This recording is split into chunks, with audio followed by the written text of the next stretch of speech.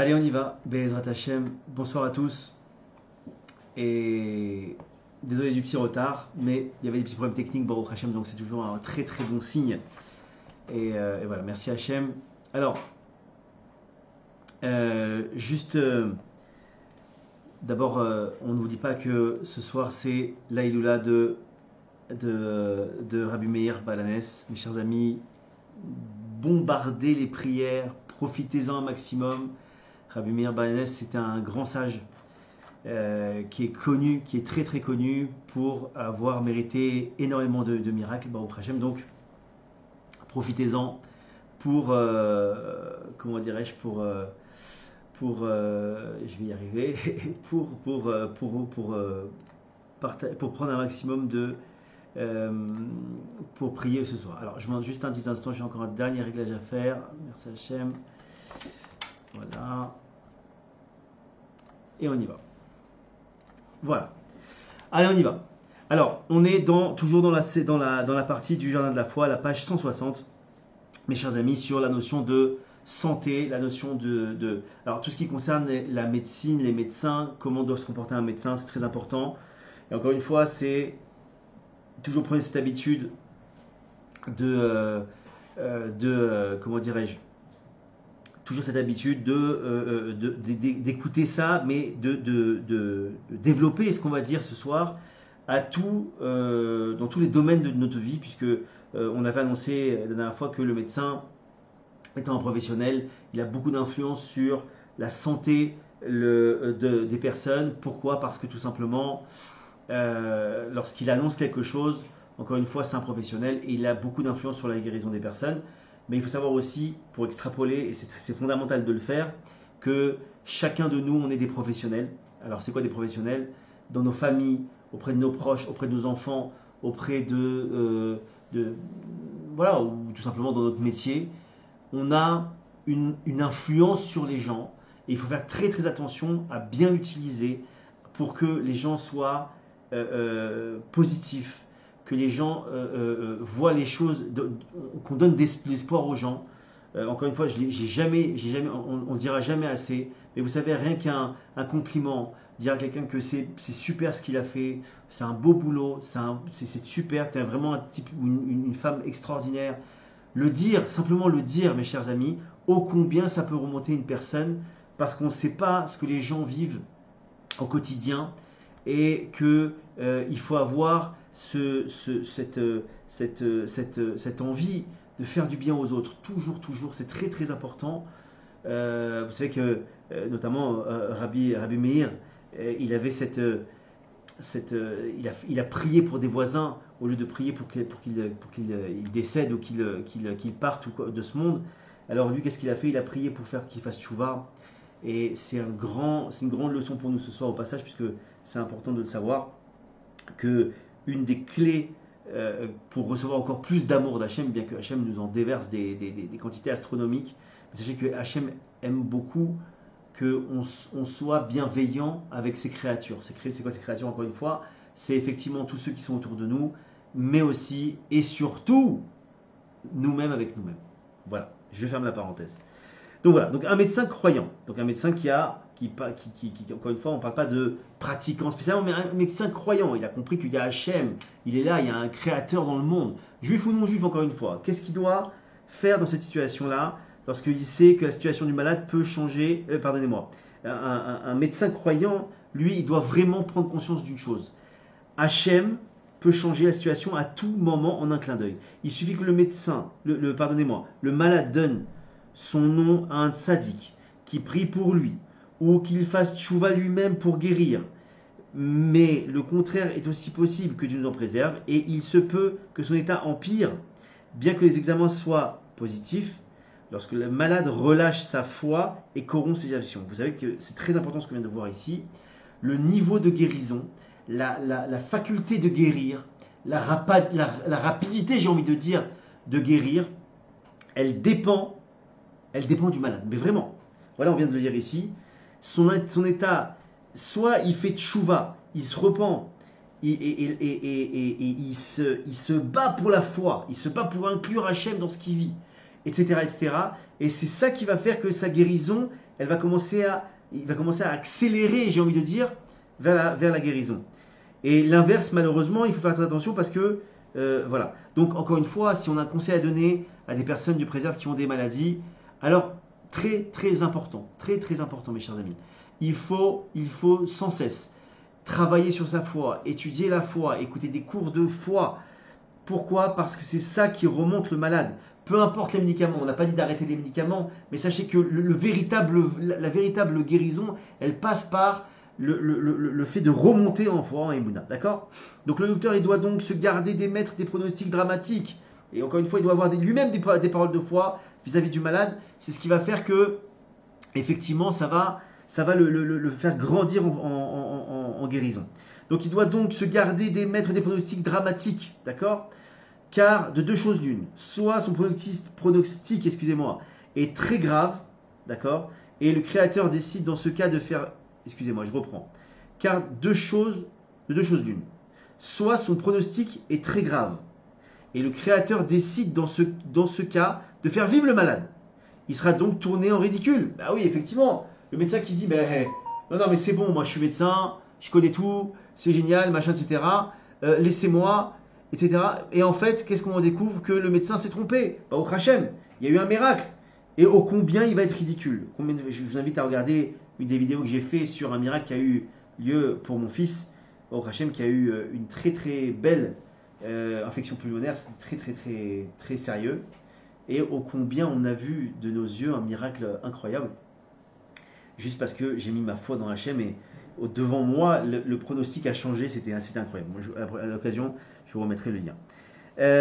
Donc, il fait seulement peur aux patients. Donc, donc, soit le pronostic, pardonnez-moi, s'avère être exact, et comment est-il utile? Donc maintenant, c'est vrai, le pronostic, il a vu les examens, c'est vrai, bel et bien, il voit sur les feuilles, il voit sur les résultats des examens, ce monsieur, Dieu préserve, il n'y a plus que quelques temps à vivre, son cas est grave.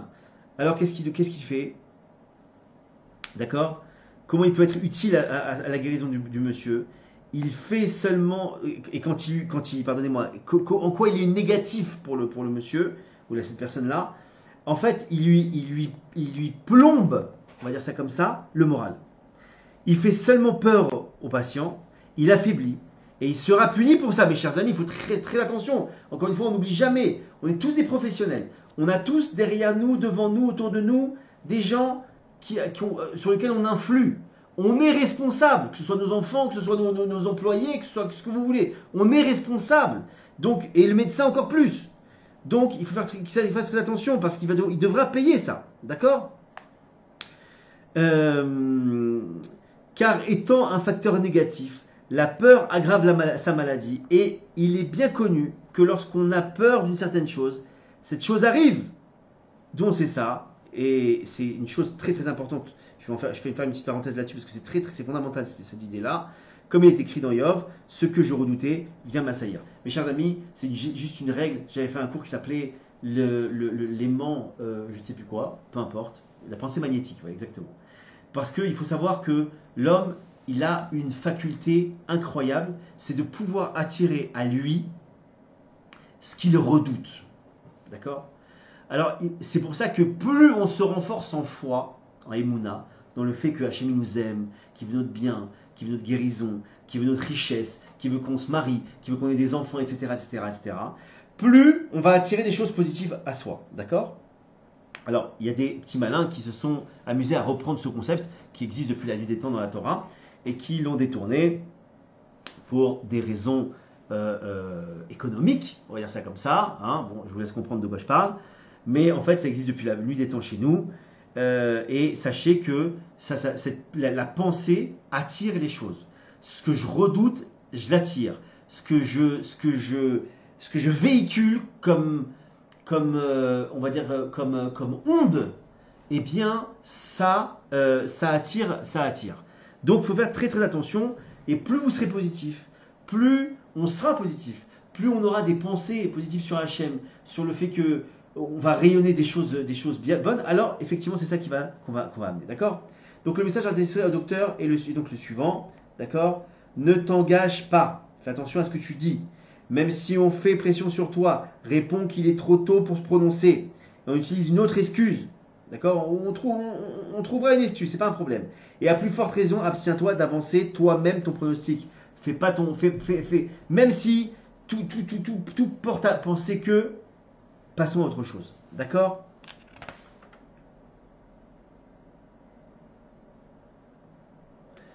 Ok. Je vais maintenant passer à la page 162, parce que je pense que le rôle du docteur, on l'a bien développé, pour ne pas trop s'étendre là-dessus. Et maintenant, on est sur l'essentiel et de ne pas avoir peur, mes chers amis. Et ça, c'est une règle incroyable qu'on va voir ce soir. Le message envers les malades est le suivant. D'accord? C'est quoi? Tu ne dois pas avoir peur des docteurs, de leurs décisions définitives. Et j'ai envie de dire, tu ne dois pas avoir peur du tout. Rabbi Nachman il me dit que ce pont et que le monde est un pont très étroit, mais surtout, il ne faut pas avoir peur. D'accord? Et pourquoi il ne faut pas avoir peur? Parce que sache que tout est exclusivement entre les mains du Créateur. Alors sois courageux. Sois courageux. Les médecins, ils peuvent dire ce qu'ils veulent. Les juges, ils peuvent dire ce qu'ils veulent, mes chers amis. Le seul qui a les choses entre les mains, le décret entre les mains, le résultat entre les mains, c'est Hachem, le créateur du monde. Point. Et si on a cette foi-là, on s'accroche à ça, mes chers amis, on peut tout changer. Même si, entre guillemets, comme disent nos sages, même si le fil d'une épée est sur notre cou et qu'il y a le bourreau derrière, on ne doit pas avoir peur. Sache que lorsque l'homme croit en la médecine, celle-ci est aussi un genre de foi. C'est ce qu'on disait tout à l'heure. Et c'est très important ce qu'on est en train de voir ici. Mes chers amis, dans ce qu'on croit, on donne foi en ce qu'on croit. Voilà, c'est ça le résumé. Si, d'ailleurs, c'est ce qui explique qu'à l'époque, il y a au temps de la Gemara, sachez que quand on parlait d'Avodazara, d'idolâtrie, mes chers amis, alors c'était bel et bien des choses qui étaient animées. Hein. Il y avait des statues qui bougeaient, qui parlaient, il n'y a aucun problème. Là aujourd'hui, quand on parle d'idolâtrie, c'est quelque chose d'inerte, mais à l'époque, l'idolâtrie était comme ça. Pourquoi d'une certaine manière? Parce qu'on vient de le dire ici, on mettait tellement une foi dans ces choses absurdes qu'on leur donnait vie, si je puis dire. Évidemment, elles n'avaient aucune, c'était que des choses pas bonnes, mais pour vous expliquer à quel point c'est fondamental. D'accord? Donc, mais cette foi peut devenir une source d'hérésie lorsque l'homme craint, pardonnez-moi, de rompre avec les docteurs et leurs prescriptions, comme si sa vie était entre leurs mains, par les docteurs, et leurs prescriptions, pardonnez-moi, et non entre les mains d'Hachem. D'accord? Donc ça, c'est très important, encore une fois, il faut toujours extrapoler ce que je viens de dire. La décision finale, elle n'appartient qu'à Hachem. Par conséquent, un malade à qui on fait peur et qu'on menace s'il refuse le traitement qu'on lui propose ne doit rien craindre, car sa peur signifierait une perte de foi en Hachem et un retour vers les lois naturelles, comme s'il n'y avait plus rien à faire.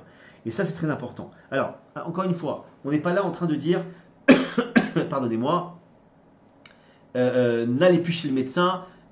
Alors, effectivement, ce serait génial d'arriver à ce niveau-là. C'est un niveau de foi et c'est possible d'y arriver. Maintenant, encore une fois, la majorité des gens dans ce monde, moi y compris, d'accord, on n'a pas ce niveau. D'accord? C'est un niveau extrêmement élevé en foi. Alors, qu'est-ce qui nous reste dans les mains? Eh bien, ce qui nous reste dans les mains, mes chers amis, c'est d'aller chez le médecin, de prendre les médicaments, d'accord?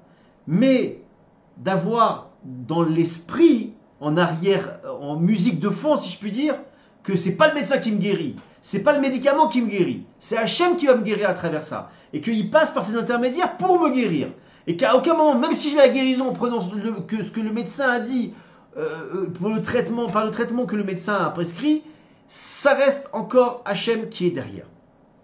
Là, oui, on sauve les meubles. Mais si, encore une fois, et ça c'est toute l'épreuve de la maladie et du malade, si le malade, d'accord, ou on va dire celui qui est jugé, ou celui qui est dans une épreuve terrible, se met à croire qu'il a une possibilité de s'en sortir à travers l'intervenant de l'histoire, c'est la cata, mes chers amis. C'est la chute, la plus grande chute qui peut exister dans la foi. Et donc, il faut s'en débarrasser au plus vite. Comment on s'en débarrasse? Et surtout quand on est dans une épreuve comme ça, qui peut être la maladie ou du préserve ou plein d'autres choses, alors on demande l'aide d'Hachem. Hachem, fais-moi croire d'une foi parfaite qu'il n'y a que toi derrière tout ça. que derrière le médecin, c'est toi. Derrière les médecins, les médicaments, pardonnez-moi, c'est toi. Derrière la guérison, c'est toi. Derrière le juge, c'est toi. Et il n'y a que toi qui peux me sauver. D'accord? Je ferme la parenthèse. Alors, le pouvoir des psaumes, mes chers amis, les Tehillim, est très grand pour implanter la confiance dans le cœur du malade, qu'Hachem le guérira, et cette confiance elle-même cause sa guérison. Donc les histoires de miracles produites grâce à la récitation des psaumes des Tehillim sont innombrables, mes chers amis. Je vous invite vraiment à faire les Tehillim, entre autres, et beaucoup, ce qu'on appelle le Tikkun HaKlali. Mes chers amis, le Tikkun HaKlali, c'est une compilation de 10 psaumes, dans un ordre bien précis, qui a des effets incroyablement puissants pour la guérison et pour les délivrances de tout un chacun. Donc c'est Rabbi Nachman qui l'a dévoilé. C'était un secret qui était jalousement gardé pendant des millénaires. Beaucoup ont souhaité le dévoiler, mais ils n'ont pas eu l'autorisation d'Hachem. Et Rabbi Nachman a eu ce grand mérite de pouvoir être le dévoileur, si je puis dire, de cette compilation des 10 psaumes dans un ordre bien précis, et c'est une véritable merveille. Donc on raconte l'histoire d'un enfant dont le meilleur ami, et très très belle cette histoire, était tombé malade, et à propos duquel le docteur avait perdu tout espoir. Qu'est-ce qu'il a fait? Il a commencé à réciter avec une émotion débordante des Tehillim, des psaumes pour la guérison de son ami. Après un long moment de récitation, il a couru chez son ami, pardonnez-moi, et il a demandé alors l'état de son ami, ça s'est amélioré? Non. Alors il est reparti. Il a repris le livre du Tehillim et il a continué à réciter. Et sans cesse, il a mis tout son cœur avec une foi parfaite et beaucoup d'espoir. Et après un certain laps de temps, mes chers amis, l'enfant, il a laissé le livre. Il a couru vers son ami et il a vu que son ami, son état s'était amélioré. Et Baruch Hashem, pardonnez-moi, lorsqu'il a vu donc son ami, il s'est réveillé. Et lorsqu'il a vu les visages encore inquiets, il a repris son... Mais malgré, pardonnez-moi, malgré tout, l'état n'était pas sorti de l'auberge. Alors il a repris son livre, il a continué à prier, et à l'aurore, on lui a annoncé la bonne nouvelle, son ami allait mieux, et il dormait maintenant. D'accord? Alors, il y a une autre... Là, on est en plein... Alors voilà, là on est en train de voir les différentes, on va dire, ségoulottes, d'accord? C'est des moyens que nos sages nous ont transmis pour pouvoir accélérer la guérison. Donc il y a aussi ce qu'on appelle les noms des justes, d'accord? Donc on peut apporter un changement dans l'univers, c'est-à-dire modifier l'ordre naturel par la récitation des noms des justes. Alors il y a un livre chez Breslev qui s'appelle le livre des Shemot Hatzadikim.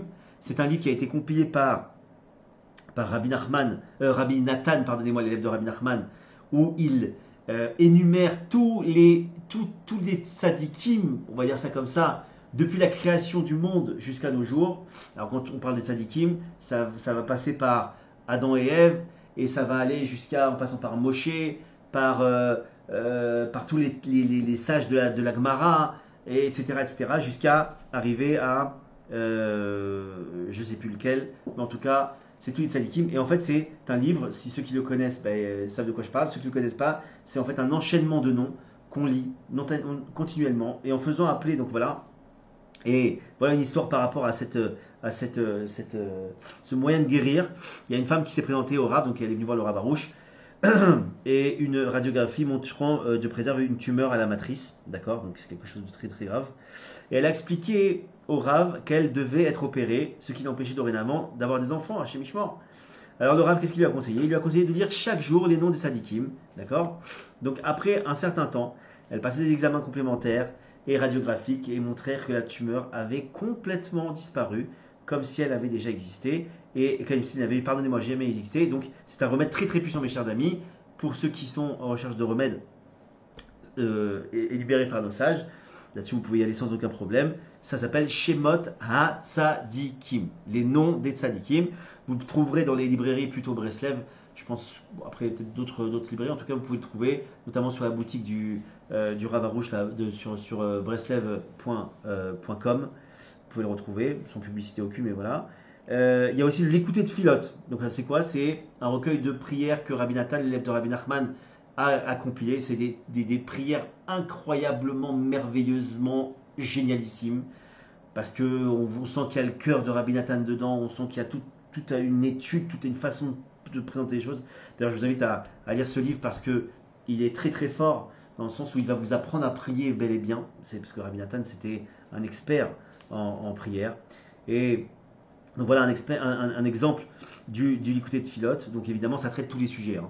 Vous avez des prières sur l'argent, sur la guérison, sur les enfants, sur la colère, sur plein de sujets. Et je vous invite vraiment à vous pencher dessus. Donc un juif qui souffrait depuis longtemps de douleurs aiguës au dos. Donc il avait mal au dos. Il ne pouvait plus soulever aucun poids.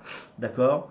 Et il vient demander conseil à l'un des tzadikim de la génération. Et celui-ci lui a répondu qu'il devait réciter toutes les prières concernant la guérison, puisque je vous ai dit, il y a plusieurs catégories de prières. Il y a une catégorie qui est pour la guérison. Et qu'est-ce qu'il lui a dit? Il a dit, tu prends le Likutei Tfilot, et le Likutei Tfilot, c'est un recueil de prières de Rabbi Nathan, et tu vas lire toutes les prières qui sont en rapport avec la guérison. Et là, il a suivi ce conseil, et il s'est mis à réciter dans l'ordre toutes les prières de la guérison contenues dans ce livre. Et après peu de temps, toutes ces douleurs avaient disparu, et le docteur n'en revenait pas, évidemment. Donc, ça, si c'est quelque chose de très très puissant. Voilà. Donc il est important de savoir ici ceci, d'accord. Attendez, hop, il vérifie une chose, voilà. Ok. Donc il est important de savoir ceci, mes chers amis, que Hachem, il est tout puissant, c'est lui qui a tout dans les mains. Point.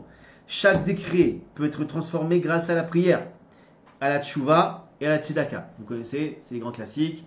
Celui qui veut annuler les décrets, il prie, il fait tchouva, il revient sur ce qu'il a fait et ce qui a dérangé Hachem, et il fait tchouva. Et évidemment, la tzedaka, c'est, ça peut être dans une boîte de tzedaka, ça peut être à des pauvres, ça peut être à des institutions, ça peut être plein de choses, d'accord? Comme nos sages de mémoire bénis, on l'enseigne. Attendez, je regarde juste une chose.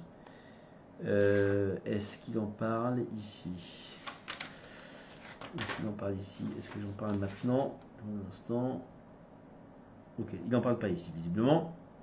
Alors, je fais juste une parenthèse avant de continuer. Une chose qui est très très très importante. C'est aussi, puisqu'on est dans toutes les ségoulottes, les moyens d'accélérer la guérison et la délivrance. Donc ça marche évidemment pour tous les sujets.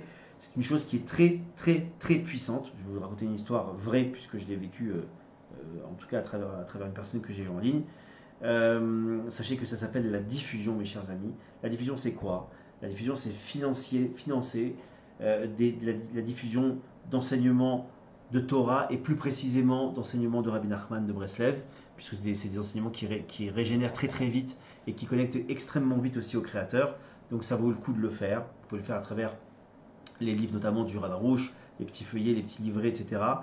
Pourquoi? Je vous donne un exemple, une histoire vraie, puisque j'ai eu un monsieur qui m'a appelé, c'est une histoire qui date depuis de 2 ans peut-être ça, qui m'a appelé.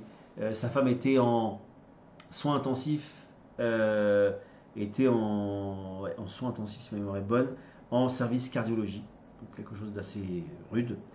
Et ce monsieur m'a appelé, m'a demandé qu'est-ce que je peux faire pour aider ma femme, pour qu'il y ait une délivrance, pour qu'il y ait quelque chose qui se passe. Je lui ai dit, faites de la diffusion, financez la diffusion. Bon, je me suis occupé de la diffusion, je lui ai dit, il m'a demandé combien je devais donner. Je lui ai dit, donnez ce que vous voulez, moi ça ne me regarde pas. Il faut toujours donner en tout cas par rapport à ses moyens, c'est important. Et qu'est-ce qui s'est passé, mes chers amis?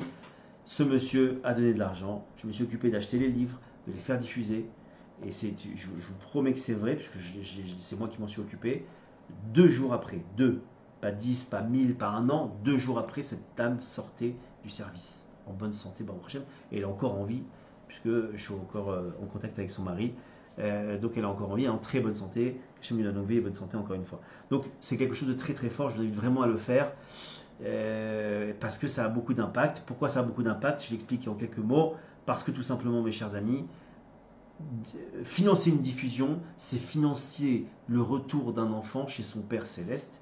Et ô combien un père dont l'enfant est parti de la maison depuis X temps et qui revient à la maison grâce à une personne qui a mis des moyens en place pour le ramener, ô combien cette personne, ce père, il est capable de donner à la personne qui ramène son enfant à la maison enfant. Oh, combien il est capable de lui donner la santé, l'argent, la réussite, ce que vous voulez. Et donc, c'est quelque chose qui marche très, très, très, très bien. Et je vous invite vraiment à le faire. Voilà, mes chers amis. Donc ça, c'était une petite parenthèse. Il me reste encore 5 minutes. Après, je laisse place aux questions s'il y en a, mais dans ta chaîne. D'accord?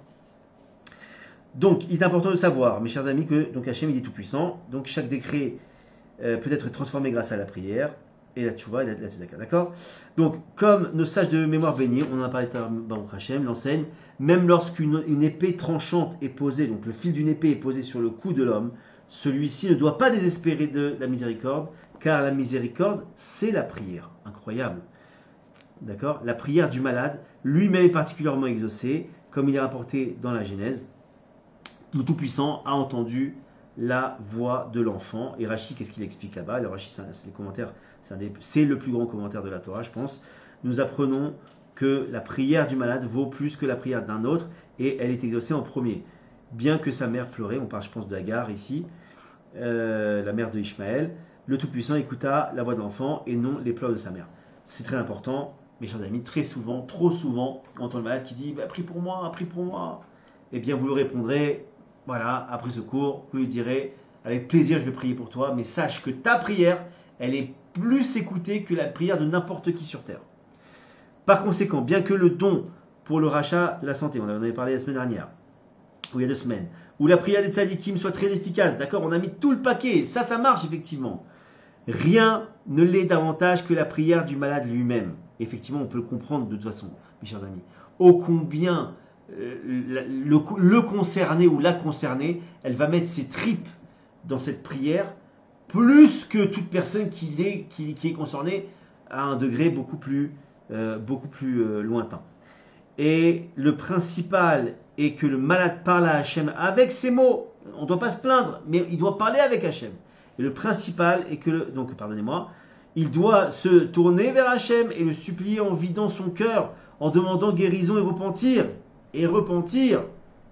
Et il doit s'étendre sur ses prières et y consacrer même des heures entières en détaillant dans son langage, en train de parler des doutes là, tout simplement, ses besoins dans les domaines physiques et spirituels, comme le roi David, que son âme repose en paix. Qu'est-ce qu'il lui avait dit? Hachem, mon Dieu, je t'ai invoqué et tu m'as guéri. Et très très belle histoire. Est-ce qu'on a le temps encore? Oui. Allez, je vous fais cette histoire et on en finit là-dessus. Donc il y a un élève du Rav du Rav Arouche, il a été blessé gravement dans un accident de la route, Baruch Hashem. Merci. À mes souhaits, puisque personne n'est là pour me le dire. Voilà. Donc la blessure, qu'est-ce qu'il y a eu? Dieu préserve, ça lui a perforé le dos et ça a atteint presque ses reins en passant par la colonne vertébrale. Donc imaginez, c'était une grosse épreuve et un très gros accident. Dieu nous en préserve. Et donc les docteurs, ils ne réussissaient pas à le guérir à cause de différentes complications et d'infections et ils se découragèrent. Donc ils lui ont dit, c'est fini. Et lorsque le Rav vint le visiter et que l'élève lui exposa son état, le Rav lui répondit, jusqu'à présent, tu faisais de la des doutes un petit peu. Et il semble qu'Hachem, il exige davantage de toi. Intéressant. On voit ici qu'il ne lui dit pas prends plus de médicaments ou prends plus de je sais pas quoi. Qu'est-ce qu'il lui dit là? Il lui dit investis-toi plus dans ta prière, parce qu'on a dit la prière c'est la guérison, on l'a vu plus haut. Donc qu'est-ce qu'il a donné comme conseil dans la Barouche? Il lui a dit investis-toi plus dans la prière. Si tu veux vivre, commence dès maintenant à faire des doutes au moins 2 heures par jour. L'élève, qu'est-ce qu'il a fait? Il a suivi les conseils du Rav. Chaque nuit, il dirigeait sa chaise roulante vers la terrasse de l'hôpital. Et durant plusieurs heures, mes chers amis, il priait le Créateur avec ses mots, dans sa langue, afin qu'il tisse une nouvelle chair à l'endroit, d'accord, de sa blessure. Et peu à peu, mes chers amis, il y a eu un miracle qui s'est fait. Il y a une nouvelle chair qui a commencé à se former dans son dos. Et elle a fermé l'orifice, d'accord? Et c'est ainsi qu'il a recouvré complètement la santé. D'accord? Donc vous voyez, on peut, grâce à la prière, encore une fois, la prière c'est le fait d'injecter, pardonnez-moi, c'est d'inclure Hachem dans la ronde. Le fait qu'on inclue Hachem dans la ronde, alors on peut faire des miracles, puisque celui qui a les clés des miracles, c'est Hachem. Donc à partir du moment où je mets Hachem dans la ronde, parce que par ma prière, eh bien, obligatoirement, j'ai accès, je rentre la possibilité des miracles, et on y va. Et on y croit, surtout.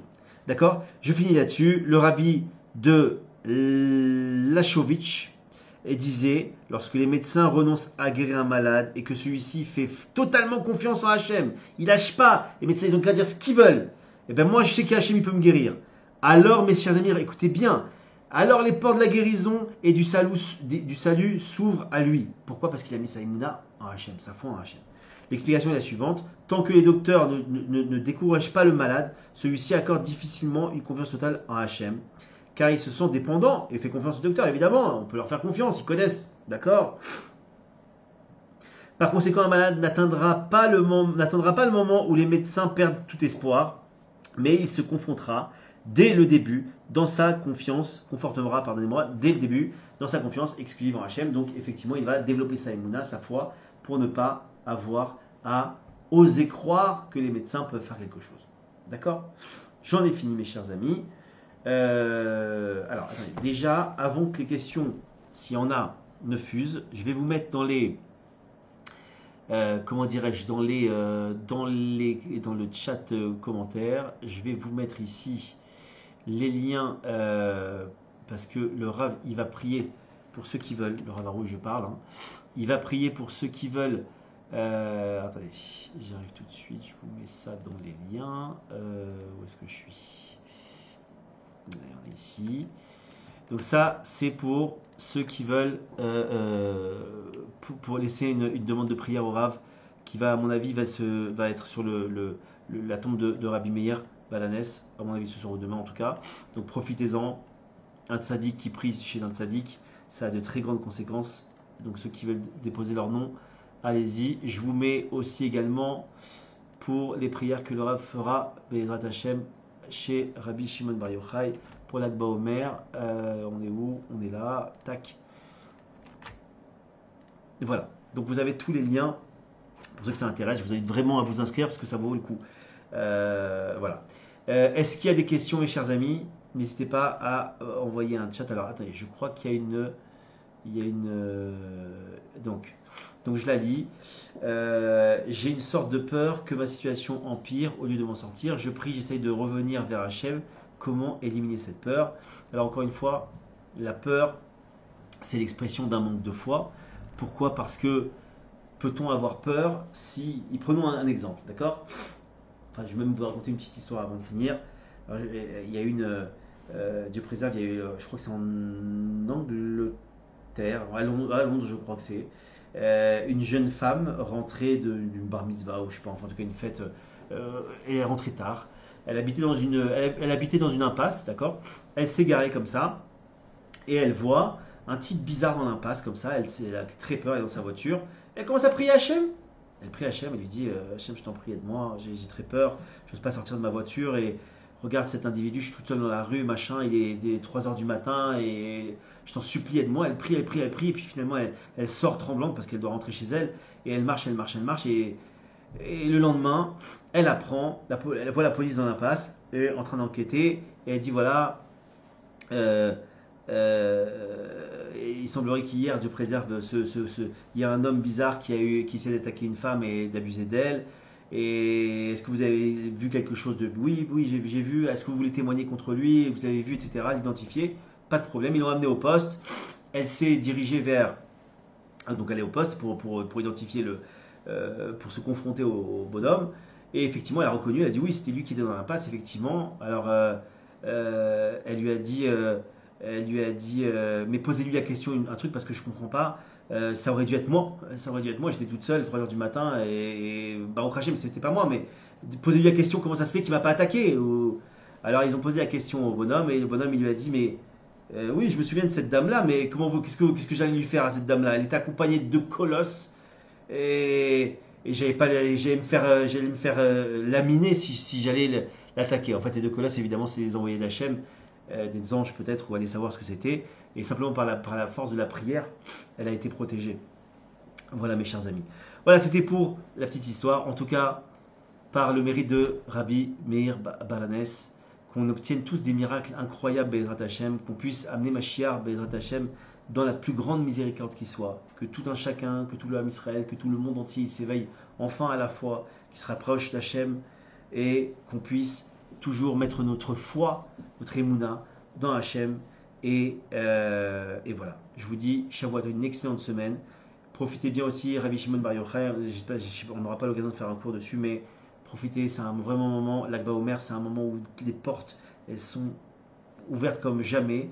Sachez que Rabbi Shimon Bar Yochai, pour ne citer que cela, le Rav Arush nous a enseigné comme ça, que le jour de l'Akba Omer, Hachem donne son sceptre, prête son sceptre à Rabbi Shimon Bar Yochai afin qu'il juge le monde.